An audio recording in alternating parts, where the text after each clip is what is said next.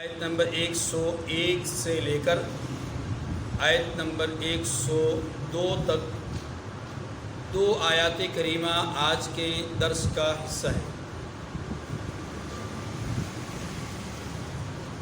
ان آیات کریمہ سے پہلے اللہ تبارک و تعالی نے جہاد اور ہجرت کے فضائل اور مسائل کو بیان فرمایا، اس کے حکم کی وضاحت فرمائی، اس کی فرضیت کو بیان کیا۔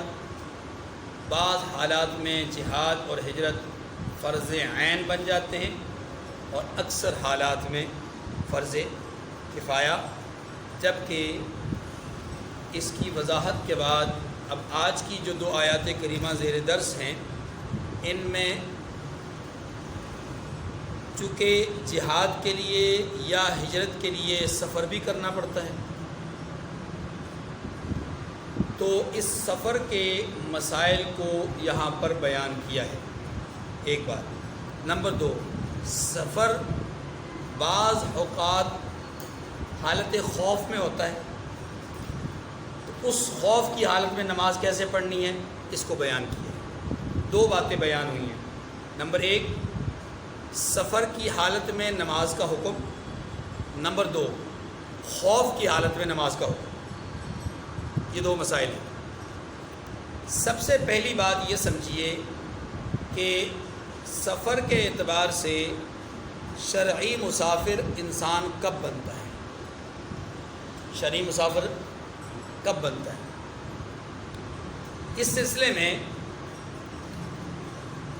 فقہائے کرام کی دو جماعتیں ہیں یا دو آراء ہیں۔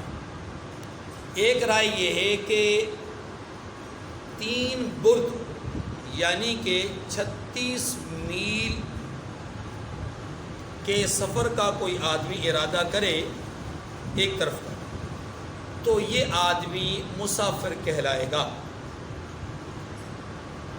لیکن اس میں یہ شرط ہے کہ وہ جہاں کا ارادہ کر رہا ہے وہاں اس نے 15 دن یا اس سے زائد ٹھہرنے کی نیت نہ کی ہو، تو پھر راستے میں بھی مسافر ہوگا، وہاں پر بھی مسافر ہوگا۔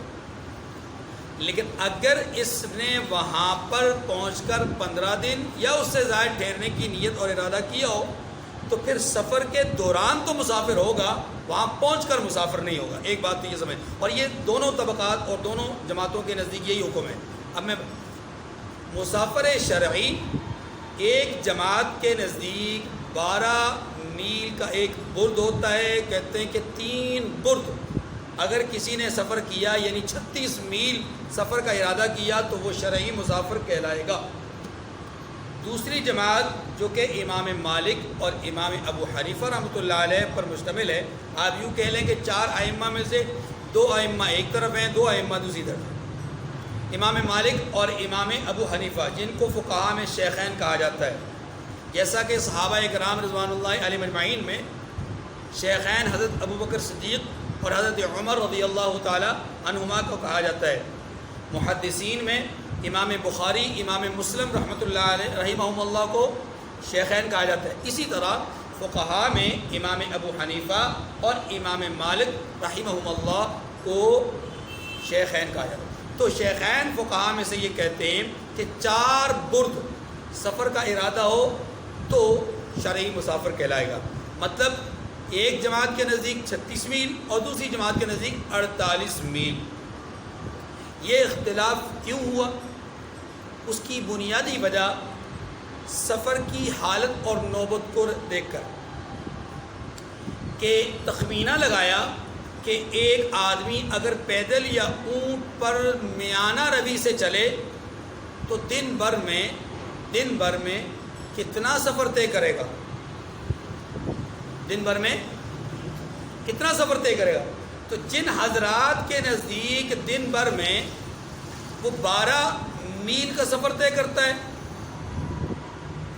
ان حضرات نے اس کو اس اعتبار سے لیا کہ یہ 12 میل چونکہ سفر کرتا ہے تو ایک دن میں اور 3 دن میں وہ 36 میل کرے گا۔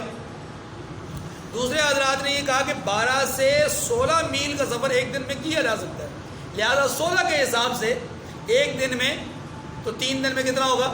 48 میل۔ تو اصل میں مسئلہ ہے 3 دن کے سفر کا۔ اصل مسئلہ کیا ہے؟ بنیاد 3 دن کا سفر ہے، اور وہ سفر پیدل یا اونٹ پر سوار ہو کر کے میانہ روی سے چلنا۔ اور آپ جانتے ہیں کہ جب آدمی سفر میں ہوتا ہے تو یقیناً اسے کہیں نہ کہیں استراحت بھی کرنی پڑتی ہے، آرام کے لیے بھی اترنا پڑتا ہے، وقفہ کرنا پڑتا ہے، نماز کے لیے، کھانے کے لیے، وغیرہ وغیرہ۔ ان تمام چیزوں کو، تمام ضروریات کو مد نظر رکھتے ہوئے بعض حضرات کے نزدیک چونکہ زیادہ سے زیادہ 12 میل، اور بعض حضرات کے نزدیک زیادہ سے زیادہ 16 میل، اس لیے 16 کی رعایت کرتے ہوئے 48 میل 3 دن کا سفر، اور 12 کی رعایت کرتے ہوئے 3 دن کا سفر جو ہے وہ 36 میل۔ بہرحال 36 میل ہے یا 48 میل ہے، ہم چونکہ فقہائے احناف کے فالورز ہیں اور انہی کی پیروی کر رہے ہیں اس لحاظ سے فقہ میں، تو امام ابو حنیفہ رحمۃ اللہ علیہ کے نزدیک 48 میل جو آدمی سفر کی نیت کرے، ارادہ کرے، 48 میل تک سفر کی نیت کرنے والا آدمی شرعی مسافر کہلائے گا، اس شرط کے ساتھ کہ وہاں ٹھہر کر کے 15 دن یا 15 دن سے زائد ٹھہرنے کا ارادہ نہ ہو۔ تو پھر دونوں طرح کا مسافر ہوگا، راستے کا بھی مسافر ہوگا اور منزل کا بھی مسافر ہوگا۔ لیکن اگر وہاں 15 دن یا اس سے زائد ٹھہرنے کا ارادہ ہو تو پھر راستے کا تو مسافر ہوگا دونوں صورتوں میں، چاہے 15 دن سے کم ٹھہرنے کا ارادہ ہو یا زیادہ، راستے کا تو مسافر ہوگا لیکن منزل کا مسافر۔ اچھا، ایک بات تو یہ ہمیں سمجھ میں آ گئی کہ شرعی مسافر کی حد سفر کم از کم کتنی ہے، تو کم از کم ہمارے نزدیک 48 میل ہے، جو کہ موجودہ پیمانے کے اعتبار سے، جو موجودہ پیمائش ہے اس کے اعتبار سے یہ 77.25 کلومیٹر، یعنی 77.25 کلومیٹر، 77.25 کلومیٹر، احتیاطاً اس کو 77.5 کلومیٹر لے لیں، تو 77.5 کلومیٹر کوئی آدمی اگر ایک طرف سے سفر کا ارادہ کرتا ہو، نیت کر، تو وہ مسافر کہلائے گا۔ جیسے اب اگر یہاں سے ہمارے اس شہر سیالکوٹ سے اگر کوئی آدمی گجرانوالہ جانا چاہے گا تو وہ مسافر نہیں ہوگا، کیونکہ مسافر بننے کے لیے 77 کلومیٹر کا سفر طے کرنا یک طرفہ ضروری ہے، جبکہ گجرانوالہ کی جو اپنا کیا کہتے ہیں اس کو مسافت ہے، وہ مسافت 77 کلومیٹر نہیں ہے بلکہ 50 سے 55 کے درمیان۔ ایک بات تو یہ ہوگی۔ دوسری بات یہ ہے کہ انسان کا ایک مقام ہوتا ہے مقام اصلی، یعنی وطن اصلی، اور ایک مقام ہوتا ہے وطن عارضی، جس کو وطن اقامت بھی کہتے ہیں۔ ان کو بھی ذرا سمجھیے۔ اکثر آپ کتاب میں یا کسی رسالے میں اس طرح کا اپنا سفر کے حوالے سے مسائل پڑھیں گے تو وہاں پر آپ کو وطن اصلی، وطن اقامت کا لفظ آئے گا، تو میں اس کی وضاحت بھی کر دینا ضروری سمجھتا ہوں تاکہ آپ کو ابھی سے اثر۔ وطن اصلی ہوتا ہے کسی بھی انسان کا جائے پیدائش یا وہ شہر و بستی جہاں وہ پیدا ہوا، جہاں اس کے ماں باپ رہتے ہیں، جہاں اس کا کاروبار ہے، جہاں اس کا اپنا گھر ہے، جہاں اس کی فیکٹری ہے، کھیت ہیں، وغیرہ وغیرہ، یعنی جہاں پر وہ رہتا ہے پیدائشی طور پر، یا بعد میں آ کر کے مکمل طور پہ سکونت پذیر ہو گیا ہے اور اس نے اپنے علاقے کو چھوڑ دیا، کوئی علاقہ اس کا، تو یہ وطن اصلی ہے۔ یہ وطن کہ جہاں اس کا کاروبار ہے، لین دین ہے، معاملات ہیں، گھر ہے۔ ایک ہوتا ہے وطن اقامت، یہ وطن اصلی ہو گیا۔ وطن اقامت کہتے ہیں جس کو ہمارے ہاں آئی ڈی پر بھی، جو ہمارا آئی ڈی کارڈ ہوتا ہے اس پر بھی لکھا ہوتا ہے مستقل پتہ اور عارضی پتہ۔ یہ جو عارضی پتہ ہوتا ہے وطن اقامت ہوتا ہے، وہ کیا ہے کہ ایک آدمی یہاں سے لاہور گیا ملازمت کے لیے، کاروبار کے لیے، اور وہاں جا کر کے اس نے مطلب جاتے ہی نہیں اس نے نیت کی کہ میں نے وہاں پر رہنا ہے، مہینہ، 2 مہینے، 3 مہینے وہاں پر رہنا۔ ایک دفعہ بھی اگر 15 دن یا اس سے زائد کی نیت وہاں پر کر لی، پھر بعد میں چاہے 2 دن کے بعد آتا جاتا رہے، لیکن ایک دفعہ بھی نیت کر لی تو وہ وہاں پر عارضی طور پر مقیم کہلائے گا۔ اس کو کہیں گے وطن اقامت، وہاں اس کی ملازمت ہے، وہاں وہ ٹھہرتا ہے، تو اب یہاں سے لاہور پہنچتے ہی وہ وہاں پر مقیم بن جائے گا، جیسا کہ وہ اپنے شہر سیالکوٹ میں مقیم تھا۔ ٹھیک ہے جی. تو وطن اقامت اور وطن اصلی میں حکم یہ ہے کہ دونوں جگہ پہ نماز مکمل ادا کرے گا. اسی طریقے سے روزہ چھوڑنے کا اس کو اختیار نہیں ہے. وطن اصلی میں وطن اقامت میں بلا شرعی عذر اسے روزہ چھوڑنے کی اجازت نہیں. لیکن سفر میں ہو یا اگر عارضی طور پر 15 دن سے کم ٹھہرنے کا ارادہ ہو وطن اقامت میں تو پھر یعنی شرعی مسافر بن جائے, ایسی صورت میں اسے روزہ چھوڑنے کا اختیار ہے. اسی طرح اس کی نماز کا حکم 4 رکعت والی نماز کا حکم 2 رکعت میں تبدیل ہو جائے گا. بہرحال تو 2 باتیں ہو گئیں. پہلی بات شرعی مسافر کی مسافت کتنی ہے. دوسری بات وطن اقامت اور وطن اصلی کی تشریح اور توضیح. تیسری بات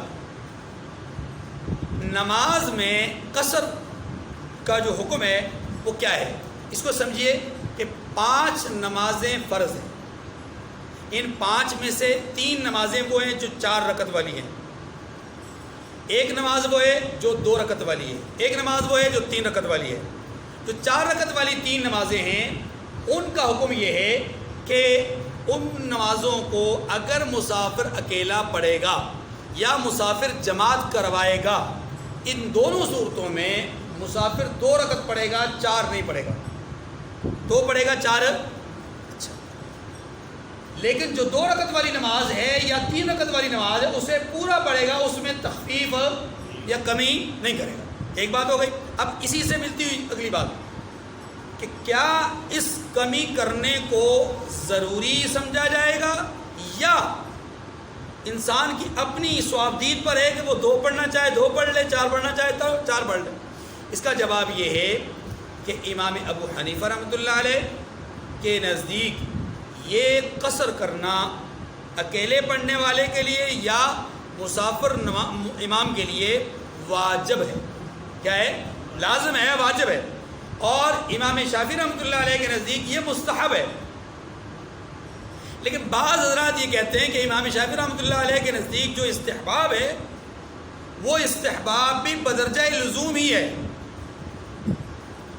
لیکن لفظاً اس کو استحباب قرار دیا. بہرحال ہمارے نزدیک چونکہ یہ لازم ہے, واجب ہے, تو یہ سمجھ لیجئے کہ احناف چونکہ اس کو واجب سمجھتے ہیں, اگر کسی آدمی نے ظہر کی نماز کو سفر کی حالت میں 2 کے بجائے 4 پڑھ لیا تو وہ گناہ گار ہوگا. تو کیا ہوگا؟ گناہ گار ہوگا. یہ لازم ہونے کا مطلب یہ ہے. اس لیے یہ اللہ کی طرف سے ایک ایسی رخصت ہے, یہ رخصت لازمہ ہے, رخصت لازمہ. اس پر عمل کرنا ضروری ہے. اسی سے اگلی بات کہ سفر کی جو ابتدا ہے وہ کہاں سے شمار کی جائے گی, جہاں سے انسان نماز کو مختصر کرے گا. تو اس میں بعض حضرات کی رائے یہ ہے کہ اپنے گھر سے, دوسری رائے جہاں جانا ہے وہاں جا کر کے سفر کی نماز پڑھے گا, راستے میں نہیں. جبکہ صحیح بات یہ ہے کہ جب انسان اپنی بستی سے, اپنے شہر کی حدود سے نکل جائے, آپ اپنے شہر کی حدود کو سمجھ لیجئے, باب سیالکوٹ سے کوئی آدمی نکل گیا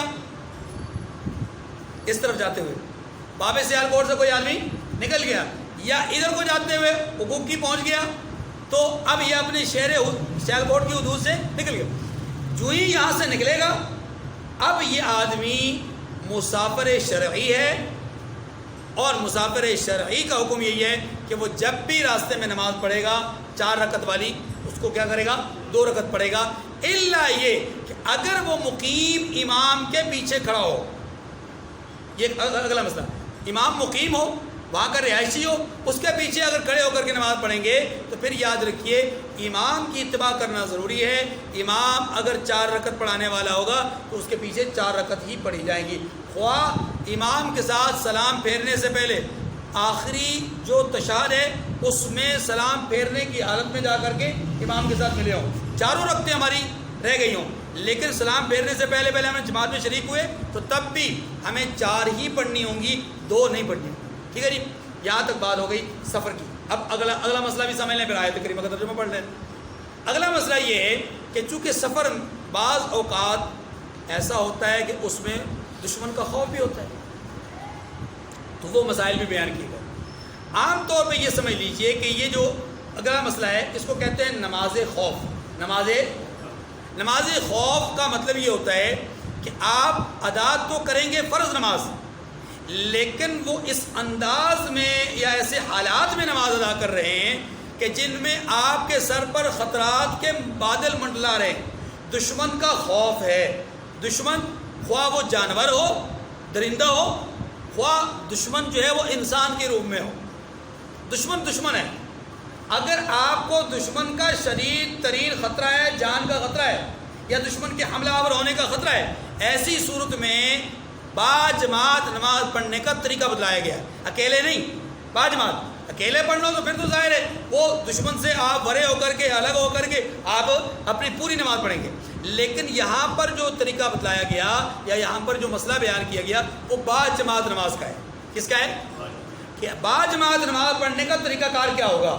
اب باجماعت نماز پڑھنے کا جو طریقہ کار یہاں پر بیان کیا گیا ہے اس کو سمجھنے سے پہلے ایک بات اور سمجھ لیجئے، اور وہ یہ کہ باجماعت نماز پڑھنے میں جو مقتدی ہوتے ہیں ان کی خواہشات یا ان کی دلی تسکین کے اعتبار سے دو حالتیں ہیں. ایک حالت یہ ہے کہ وہ سارے لوگ متفق ہیں کہ ایک شخص کے پیچھے نماز پڑھنی ہے. کوئی عالم ایسے ہیں کہ جن کے ساتھ سب کا اتفاق ہے، کوئی قاری صاحب ایسے ہیں جن کے ساتھ سب کا اتفاق ہے، کوئی پیر و مرشد ایسے ہیں کہ ان کے ساتھ سب کا اتفاق ہے، کوئی لیڈر، کوئی سپہ سالار ایسا ہے کہ ان کے ساتھ سب کا اتفاق ہے، پر چاہتے ہیں کہ اس کے پیچھے نماز پڑھی جائے، یعنی یہی ہمارا امام ہو. ہر ایک کی خواہش یہی ہے. ایسی صورت میں چونکہ سب کی خواہش ایک امام کے پیچھے پڑھنے کی ہے، اس کی حالت اس نماز کی حالت کو یہاں پر بیان کیا گیا. ورنہ اگر سبھی لوگ اس بات پر متفق ہوں تو کوئی مسئلہ نہیں ہے. جوڑیاں بنا لیتے ہیں، ٹولیاں بنا لیتے ہیں، ایک ٹولی، ایک گروہ، ایک جماعت، یہ مطلب ایک فرد کروا لے، دوسری جماعت دوسرا فرد کروا لے، تیسری جماعت یعنی مثال کے طور پر 200 افراد ہوں تو امیر صاحب کہتے ہیں کہ جی آپ ایسا کر لیں کہ اگر ایک فرد کے پیچھے ضروری نہیں سمجھتے آپ نماز پڑھنا تو پھر ہم اس کو ایسا کر لیتے ہیں کہ 5 ٹولیوں میں یا 4 ٹولیوں میں جو ہے وہ تقسیم کر لیتے ہیں. ایک امام صاحب بلائیں، ان کے پیچھے 50 لوگ نماز پڑھ لیں، باقی 150 لوگ نماز جنگ پڑھ رہے ہیں، اور پھر وہ اپنی جماعت مکمل کر کے پوری طرح نماز ادا کر کے چلے جائیں. دوسری جماعت آ جائے اور وہ 50 لوگوں پر مشتمل فلاں امام کے پیچھے پڑھ لیں. اگر ایسا کرنا چاہیں لوگ تو پھر تو کوئی مسئلہ نہیں ہے، پھر تو ایسی کوئی صورت نہیں ہے جو سمجھنے والی ہو، پھر تو اتفاق کی رائے ہے. لیکن اگر ایک امام کے پیچھے نماز پڑھنا چاہیں تو پھر اس کی صورت یہاں پر بیان کی گئی، اور وہ کیا ہے کہ امام اگر مسافر ہوں گے، یعنی سفر کی نماز ہوگی، بعض اوقات یہ خطرہ جو ہے وہ سفر میں ہوتا ہے، بعض اوقات خطرہ اپنے مقام پر بھی ہو سکتا ہے. اگر 4 رکعت والی نماز ہے تو تب، 2 رکعت والی نماز ہے تو تب، یعنی سفر کی نماز ہے یا حضر کی نماز.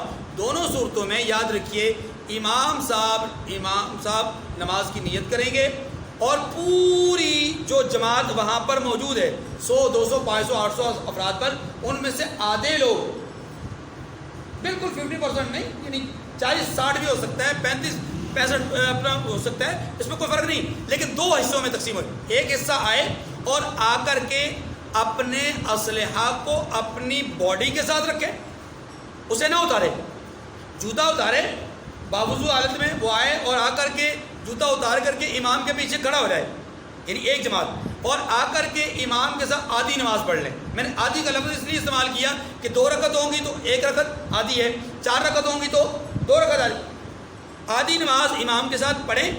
امام جب اپنی آدھی نماز کے دوسرے سجدے کو ادا کر لیں، میں لفظ آدھی پھر استعمال کر رہا ہوں کہ 1 رکعت یا 2 رکعت کے بعد جب دوسرا سجدہ ادا کر لیں تو یہ جو جماعت امام کے ساتھ شریک ہوئی تھی یہ اپنے جوتے پہنے اور پہن کر کے محاذ پر چلے جائیں. امام صاحب اپنی آدھی نماز پڑھ کے کھڑے ہو جائیں گے اللہ اکبر کہہ کر کے، اور دوسری جماعت اس دوران آ جائے اور آ کر کے امام کے ساتھ دوسری رکعت میں شامل ہو جائیں. امام کی دوسری رکعت ہوگی یا دوسرا حصہ ہوگا، اور آنے والوں کی پہلی رکعت ہے، جانے والوں کی 1 رکعت ہو چکی ہے.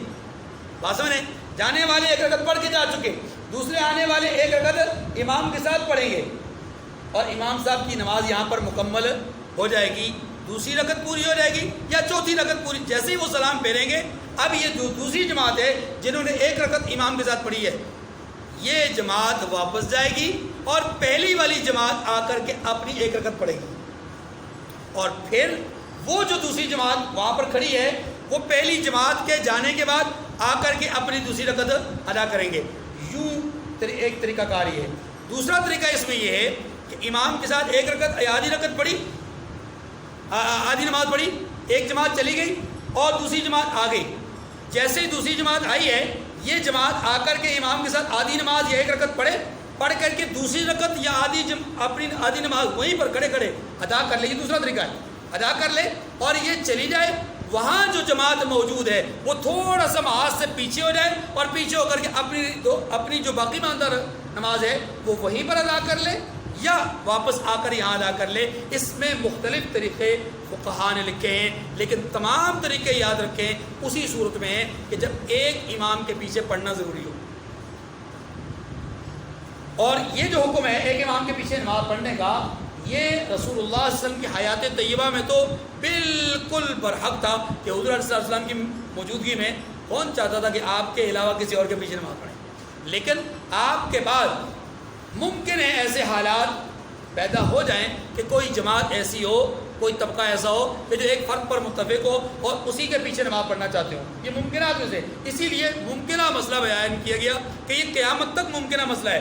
ورنہ اگر مختلف لوگوں کے پیچھے نماز پڑھنے کے لیے لوگ تیار ہوں تو پھر کوئی حرج والی بات. ٹھیک ہے جی. اب دیکھیں وَإِذَا ضَرَبْتُمْ فِي الْأَرْضِ فَلَيْسَ عَلَيْكُمْ جُنَاحٌ أَن تَقْصُرُوا مِنَ الصَّلَاةِ. اور جب تم سفر کو جاؤ تو تم پر کچھ گناہ نہیں کہ نماز کو کم کر کے پڑھو. اب یہاں پر یہ سمجھیے کہ فلیس علیکم جناح کہا کہ تم پر کوئی گناہ نہیں ہے کہ تم نماز کو کم کر کے پڑھو. یہ کیوں کہا؟ اس کی وجہ یہ ہے سمجھو کہ جب حکم قصر آیا, نماز میں جب تخفیف کا حکم آیا سفر کی حالت میں, تو ممکن تھا ذہنوں میں یہ سوال پیدا ہونا یا ہو سکتا ہے کچھ لوگوں کے ذہن میں یہ بات آئی ہو. اور وہ کیا ممکنہ صورت یہ تھی کہ جب 4 کو 2 پڑھیں گے تو ذہن میں سوال پیدا ہو سکتا تھا کہ شاید نماز کے اجر میں بھی کمی ہوگی. جب 4 رکعت کو 2 رکعت پڑھیں گے تو نماز کے اجر میں بھی شاید کمی ہوگی. اسی کا جواب دیا گیا اور اسی کو رد کیا گیا کہ نہیں, اجر میں کوئی کمی, کیونکہ وہ بھی اللہ کا حکم ہے, یہ بھی اللہ کا. اصل بات تو یہ, اصل تو بندہ مومن اللہ کے حکم کو مانتا ہے, بس اصل ہے اللہ کے حکم کو ماننا اور وہ مان رہا ہے. آگے ان خفتم ان یفتنکم الذین کفروا, یہ جملہ الگ ہے. یہ جملہ کیا ہے؟ پہلے والے جملے سے الگ ہے. پہلے والا جملہ, پہلے والا حکم ختم. اب نئی بات, ان خفتم ان یفتنکم الذین کفروا, اگر تم کو خوف ہو کہ کافر لوگ تم کو ایذا دیں گے, کافر تمہیں ایذا, تو فقہا نے لکھا کہ یہاں پر آگے جا کر کے ایک لفظ پوشیدہ ہے اور وہ کیا ہے؟ فاحتاطوا. اگر تمہیں خوف ہو کہ دشمن تمہیں ایذا پہنچائیں گے تو پھر احتیاط کرو, پھر احتیاط یہ نہیں.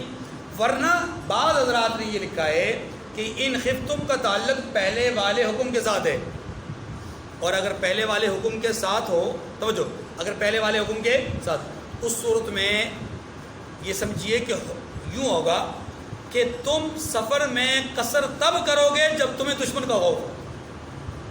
اس کا مطلب یہ ہوا کہ عام سفر میں قصر کرنا جائز نہیں, اس کا حکم اس کا مطلب یہ نہیں گا. لیکن اس میں فقہا یہ کہتے ہیں کہ اگر اس بعد والے جملے کو پہلے والے جملے کے ساتھ جوڑا جائے اور اسی کے ساتھ اس حکم کو لگایا جائے تو پھر اس کا مطلب یہ ہوگا کہ یہ قید اتفاقی ہے, قید واقعی نہیں ہے. یعنی اپنا حقیقی طور پر شرط کے طور پر نہیں ہے بلکہ قید واقعی یا اتفاقی ہے. اور وہ اس طرح کہ اس زمانے میں بطور واقعہ بیان کیا گیا کہ اس زمانے میں چونکہ سفر کی حالت میں دشمن کا خطرہ زیادہ رہتا تھا, اس لیے اللہ تبارک و تعالیٰ نے فرمایا کہ تم سفر میں قصر کر لیا کرو چونکہ دشمن کا خوف ہوتا ہے. دشمن کا ان الکافرین کانوا لکم عدوا مبینا, بے شک کہ کافر تمہارے کھلے دشمن ہیں, ہمیشہ احتیاط میں رہا کریں. وَإِذَا كُنْتَ پہلی سفر والی مسائل ختم. وَإِذَا كُنْتَ فِيهِمْ فَأَقَمْتَ لَهُمُ الصَّلَاةَ فَلْتَقُمْ طَائِفَةٌ مِّنْهُمْ مَعَكَ وَلْيَأْخُذُوا أَسْلِحَتَهُمْ. اور اے محبوب, جب آپ ان مجاہدین کے لشکر میں ہوں اور ان کو نماز پڑھانے لگیں تو چاہیے کہ ان کی ایک جماعت آپ کے ساتھ مسلح ہو کر کھڑی ہو. مسلح ہو کر آپ اندازہ کیجئے یہاں پر دو باتوں کا، بلکہ تین باتیں. نمبر ایک، نماز کو محاذ جنگ پہ بھی معاف نہیں کیا گیا. نمبر دو، جماعت کا حکم محاذ جنگ پر بھی ہے، اور ہم معمولی باتوں پہ جماعت چھوڑ دیتے ہیں. مسئلہ ہی کوئی نہیں، ہمارے یہاں پرابلم ہی کوئی نہیں ہے. ہاں جی، گاہک ہے دکان پہ تو گاہک کے آنے کے نتیجے میں کوئی بات نہیں، گاہک کو ہم فارغ کریں گے پھر نماز کے لیے جائیں گے. وہ ایک جانے کے لیے تیار ہوتا ہے، ساتھ دوسرا وہاں سے آ رہا ہوتا ہے، کہتے چلو اس کو بھی فارغ کر دیتے. وہ اسی چکر میں ہماری جماعت نکل جاتی ہے. حالانکہ قرآن پاک نے کہا وَارْكَعُوا مَعَ الرَّاكِعِينَ، رکوع کرنے والوں کے ساتھ رکوع کرو، یہ حکم ہے. اور علماء نے بلا ضرورت شرعی جماعت کا ترک گناہ کبیرہ لکھا ہے. گناہ کبیرہ گویا جماعت کے ساتھ نماز پڑھنا واجب ہے. یہاں پر بھی اسی چیز کو اہمیت، پہلی نماز کی اہمیت کو بیان کیا، دوسرا با جماعت نماز کی اہمیت کو، اور تیسرا اہم بات فرمایا وَلْيَأْخُذُوا أَسْلِحَتَهُمْ، مسلح ہو کر کے، یعنی جو آپ کا اسلحہ ہے اس سے بھی غافل نہیں ہونا، یاد الہی سے بھی غافل نہیں ہونا، اور دشمن کے حملے سے بھی غافل ہے. اللہ اکبر. اور ہم یاد الہی سے بھی غافل، دشمن کے حملے سے بھی غافل، گھوڑے بیچ کے سوئے ہوئے ہیں. فَإِذَا سَجَدُوا فَلْيَكُونُوا مِنْ وَرَائِكُمْ، فرمایا جب وہ سجدہ کر چکے تو پرے ہو جائے، ہٹ جائے. وَلْتَأْتِ طَائِفَةٌ أُخْرَىٰ، پھر دوسری جماعت جس نے نماز نہیں پڑھی وہ آئیں. وَلْتَأْتِ طَائِفَةٌ أُخْرَىٰ لَمْ يُصَلُّوا، جس نے نماز نہیں پڑھی وہ آئے. فَلْيُصَلُّوا مَعَكَ وَلْيَأْخُذُوا حِذْرَهُمْ وَأَسْلِحَتَهُمْ، اور وہ آئیں اور ہوشیار اور مسلح ہو کر کے آپ کے ساتھ نماز ادا کریں. آپ کے ساتھ دیکھیں کتنا، یعنی کس حد چلنا برداشت کر لیا گیا، اتنا مطلب وہ چہل قدمی اور جوتے اتارنا، جوتے پہننا، چلنا، یہ سارا کچھ برداشت کر لیا، لیکن جماعت چھوڑنا برداشت ہے. وَدَّ الَّذِينَ كَفَرُوا لَوْ تَغْفُلُونَ عَنْ أَسْلِحَتِكُمْ وَأَمْتِعَتِكُمْ فَيَمِيلُونَ عَلَيْكُمْ مَيْلَةً وَاحِدَةً، کافر اس گات میں ہیں کہ تم ذرا اپنے ہتھیاروں اور سامانوں سے غافل ہو جاؤ تو تم پر یک بارگی حملہ کرتے ہیں. یہ جو جملہ ہے نا، یہ ایک واقعے کی طرف اشارہ ہے. حضرت جابر رضی اللہ عنہ کہتے ہیں کہ قبیلہ جوہینہ کے ساتھ ہماری مڈ بھیڑ تھی، یعنی ہمارا محاذ لگا ہوا تھا، رسول اللہ صلی اللہ علیہ وسلم موجود تھے. ایسی حالت میں جب دشمن نے ہمیں دیکھا کہ ہم ظہر کی نماز پڑھ چکے، ظہر کی نماز پڑھ چکے، تو ہمارے جاسوس نے ہمیں آ کر خبر دی، یعنی ہمارے اپنے آدمی نے ان کے درمیان گھس کر کے خبر دی کہ انہوں نے یہ سوچا ہوا ہے کہ یہ مسلمانوں کے پاس یا مسلمانوں کا اب عبادت کا ایک ایسا وقت بھی آنے والا ہے کہ جو انہیں اپنی اولادوں سے زیادہ عزیز ہے. مسلمانوں پر عبادت کا، نماز کا ایک ایسا وقت آنے والا ہے جو انہیں اپنی اولادوں سے زیادہ عزیز ہے، اور وہ وقت کون سا ہے؟ عصر کی نماز کا. تو جب وہ وقت آئے گا نا، اس سے پہلے ہم ایسے ہی پڑھا کرتے تھے، سارے لوگ اکٹھے آ جاتے تھے نماز پڑھنے کے لیے. کہتے ہیں حضرت جابر کہتے ہیں کہ اس وقت جب انہوں نے مشورہ کیا کہ جب وہ وقت آئے گا عبادت کا تو ہم جا کر یک بارگی نماز کی حالت میں ان پر حملہ کر دیں گے. اللہ کے رسول صلی اللہ علیہ وسلم کو ادھر یہ خبر پہنچی اور ادھر اللہ تبارک و تعالیٰ نے آیت کریمہ نازل کی، طریقہ بتلا دیا کہ اگر ایسا خوف اور ایسا خطرہ لاحق ہو گیا اب آپ کا طریقہ کار یہ ہونا چاہیے نماز کا. کچھ لوگ رہیں، کچھ لوگ آگر نماز پڑھیں. دیکھیں کتنا وَلَا جُنَاحَ عَلَيْكُمْ إِن كَانَ بِكُمْ أَذًى مِّن مَّطَرٍ أَوْ كُنتُم مَّرْضَىٰ أَن تَضَعُوا أَسْلِحَتَكُمْ. اللہ اکبر. اور اگر تم بارش کے سبب تکلیف میں ہو یا بیمار ہو تو تم پر کچھ گناہ نہیں کہ ہتھیار اتار رکھو. یہ ہتھیار اتارنے کا کہا ہے، پھر بھی نماز کا نہیں کہا کہ نماز چھوڑ دو، جماعت کا نہیں کہا کہ جماعت چھوڑ دو. ہتھیار اتار سکتے ہو، اگر بیمار ہو، بوجھ زیادہ نہیں اٹھا سکتے، یا مطلب آپ کو رکوع سجدے میں کوئی تکلیف ہوتی ہے، اسلحہ ایسا ہے آپ اسے اتار دو، یا بارش ہے اور بارش کی حالت میں اسلحہ خراب ہونے کا خدشہ ہے آپ اتار دو. آگے فرمایا وَخُذُوا حِذْرَكُمْ، مگر ہوشیار ضرور رہنا، وَخُذُوا، ہوشیار رہنا. إِنَّ اللَّهَ أَعَدَّ لِلْكَافِرِينَ عَذَابًا مُهِينًا، اللہ نے کافروں کے لیے ذلت کا عذاب تیار کر رکھا ہے۔ اللہ تعالیٰ مجھے اور آپ کو سمجھنے کی توفیق کامل نصیب فرمائے۔ وآخر دعوانا